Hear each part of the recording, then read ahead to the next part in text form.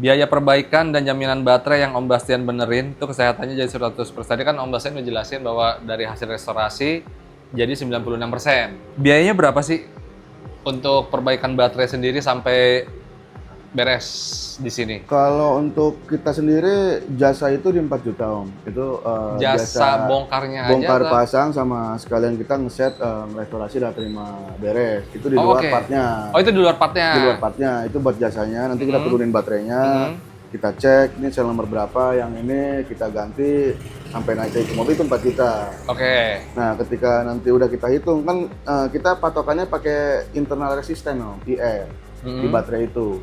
Kalau misalnya toleransi buat mobil itu sebenarnya 0,30 miliohm internal resistennya. Batas toleransinya? Iya, batas toleransinya. Kalau masih 0,30 tuh kita masih oke. Tapi kalau ada sel yang udah di atas 40 sampai ke 50 miliohm, itu udah kemungkinan sel itu bakalan ini nih Om, bakalan jadi penyakit nih ya kan. Nah, itu kita ganti. Nah, itu kebanyakan kalau untuk sekarang sih kita paling di antara 2 jutaan Om per sel.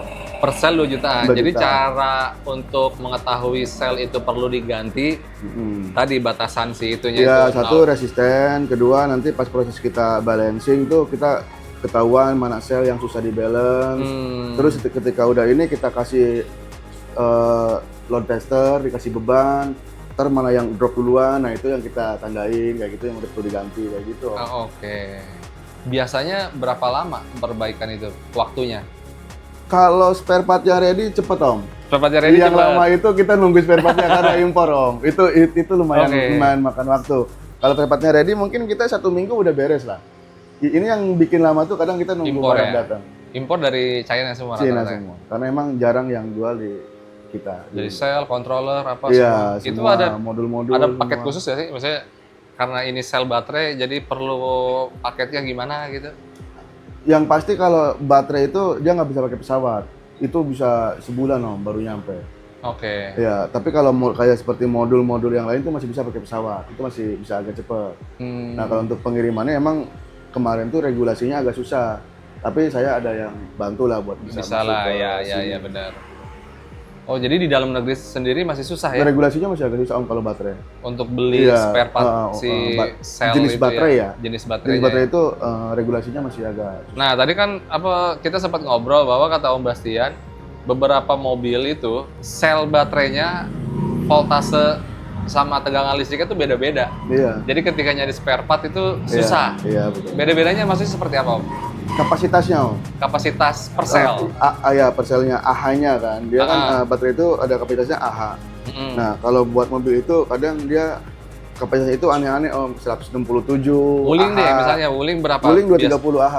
230 Ya, AH. 30 AH nih yang REV. Kalau yang ada di pasaran kita itu rata-rata 200 Om. Iya. AH itu ada, kita bisa beli, ada di banyak barangnya ready di sini. Tapi yang 230 AH nggak ada ya kan, makanya kita harus impor. Makanya dibeda-bedain Om dari pabrikan itu. Oh. Biar agak susah nyarinya. Tapi di impor sendiri juga susah nyarinya kan? Susah, tetapi ada tetap walaupun usaha di sana karena banyak pedagang baterai kan Om di Cina itu. Di China-nya kita banyak. masih bisa dapat.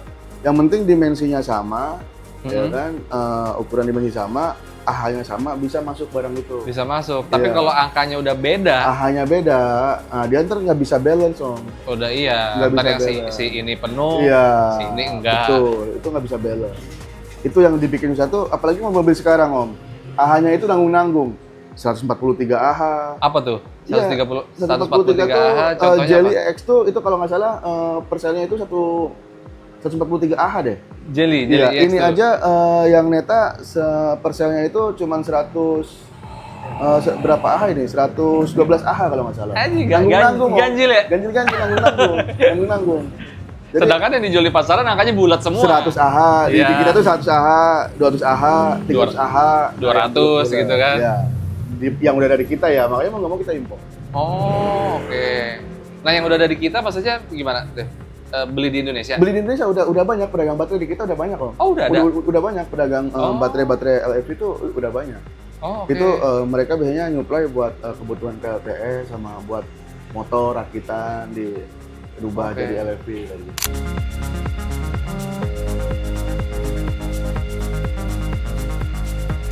Di konten Dirgantara nih Om, yang Om bikin viral juga nih. mobil taksi listrik BYD E6 yang Om perbaiki terus akhirnya Om jual lagi. Itu beli barangnya sendiri berapa? Terus kondisinya seperti apa? Akhirnya lu perbaikin terus bisa dijual lagi. Kemarin sih saya awal dapat lelangan 4 unit Om. Harganya kurang lebih 30 jutaan lah. 30 juta kondisi mati? Kondisi mati. Nah itu, awalnya saya pikir karena saya sering ngambilin lelang mobil dalam kondisi mati, mobil engine ya, saya pikir paling sepele lah, gampang lah, ngegampangin Om ya kan, paling cuma aki doang, paling ini ya kan. Nah ternyata pas dapat mobil listrik ya kan, udah dipasang aki, ganti aki baru segala macam, nggak bisa hidup Om ya kan, susah. Nah itu awalnya dari sana Om. Awal itu dari BYD Esik itu, saya hampir setahun Om. Itu mobil nggak bisa diapain. Saya udah nyari bengkel ke sana ke sini, bengkel yang bisa beli mobil listrik itu nggak ada Om. Nggak ada yang bisa sampai saya bawa ke BYD ya, ke dealer resminya nih Om. Diminta ganti baterai semua.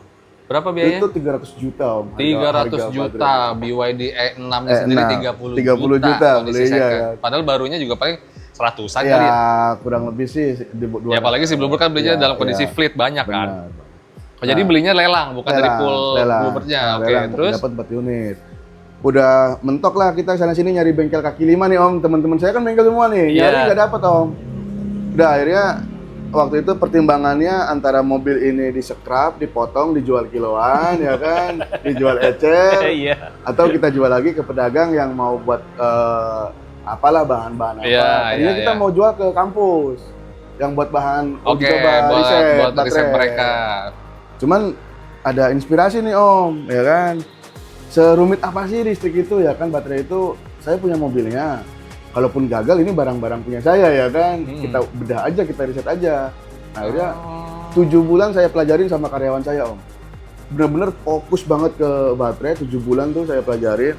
Berhitung voltase segala macam. Tapi emang ada dibantu relasi dari Cina Om. Dari siapa? Dari Cina ada. Ada Karena kan saya butuh sana. barang nih, butuh alat nih. Setelah searching, wah saya butuh ini ya kan. Saya nyari di Cina. Nah, kontak ke Cina sama dia bahasanya kayak gini. Ya udah, gua bantu lu benerin mobil listrik, tapi lu beli barangnya di gua ya kan. Bahasanya kayak gitu. Ya udah oke, siap saya bilang. Oke, siap. Semua yang saya butuhin pasti gua beli di lu, ya kan.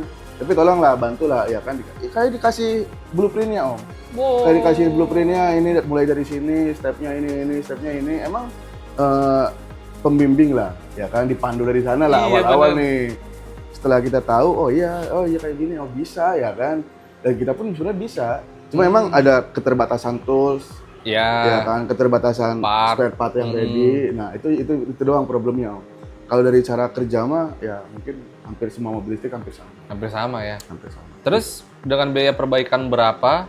Yang terakhir lu jual itu?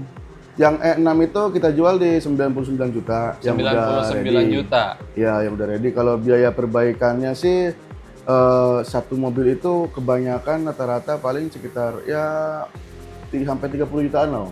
Itu karena, satu set baterai yang diganti atau beberapa jadi sel doang? ada mobil yang batch pertama itu ya, saya bilangnya batch pertama nih, gelombang pertama nih Om ya kan.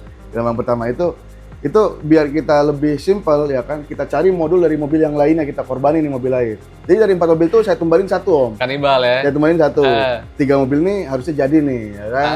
Nah itu udah saya tumbalin juga, tetap masih ada sel yang kurang Om. Karena dari sel-sel yang lain itu ya kan, dari mobil yang kanibalan, ada selnya masih bagus, kembung selnya Om.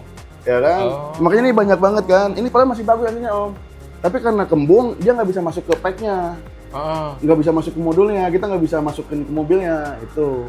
Jadi mau nggak mau beli, ya kan, impor dari Cina. Nah, kalau sel-sel yang putih-putih kayak gini nih, yang sel pengganti nih, itu sel yang ini BYD semua nih? Ini BYD E6. Berarti dia memang modelnya beda ya? Dia kan beda, dia blade baterai lebih tipis kali ya? Ini masih model lama. Oh, ini model lama ya? Belum blade baterai ya? Belum blade baterai, masih lama. Blade baterai tipis banget kan? Model lama, terus dia gede banget, dia masih gede. Dia plus minusnya masih depan belakang. Tapi BYD juga sekarang blade juga plus minusnya sih depan belakang sih. Plus minus tetap depan belakang ya? Depan belakang. Enggak di atas. Memang udah 30, biaya perbaikan 30 dijual 90. Iya, 90. Jadi bisa dibilang Dirgantara atau Semesta EV ini bisa ada ya salah dari satunya karena E6. BYD E6 itu bekas taksi. Ya, dari E6.